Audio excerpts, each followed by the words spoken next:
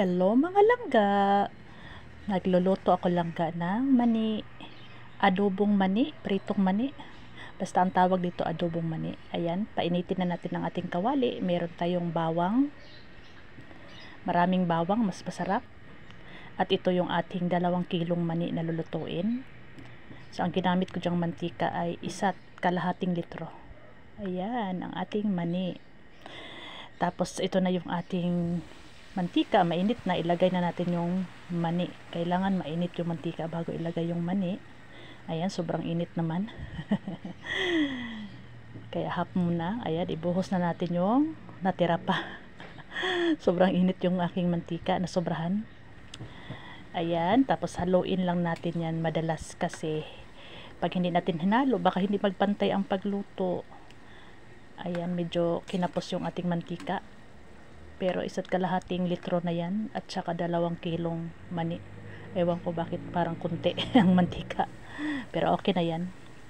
Ayan, marami naman din. Umapaw din naman ng kunti. Ayan, paantayin natin siyang magpitik-pitik.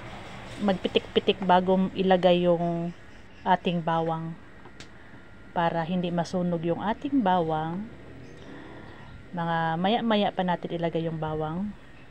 Antayin muna natin na medyo maluto na yung mani bago natin ilagay yung ating bawang. Ayan, okay na yan, medyo brown na.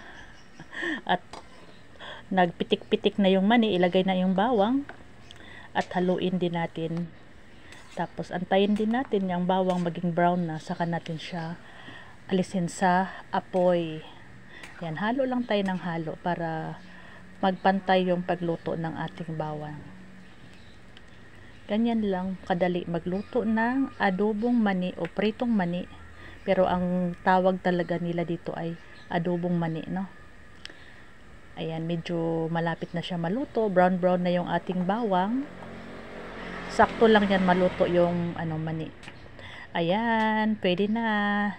Luto na yung ating mani. I-drain na natin yan para tumulo yung mantika. At lalagyan natin yan siya ng asin. Ayan.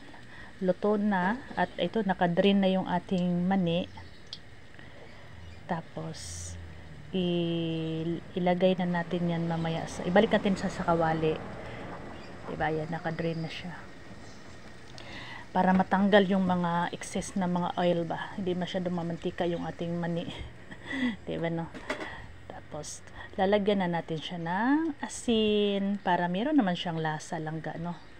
Depende sa inyo, pero kunti-kunti lang, baka umalat. Ito kasi ay paninda ko to langga.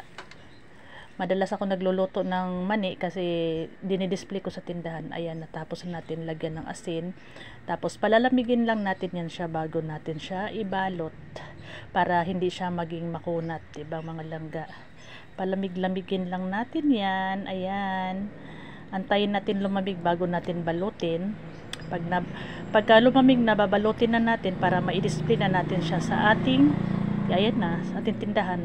Nakabalot na. Yan lang mga langga. Salamat sa inyong panonood. Hanggang sa susunod na mga video. Bye-bye. Thank you.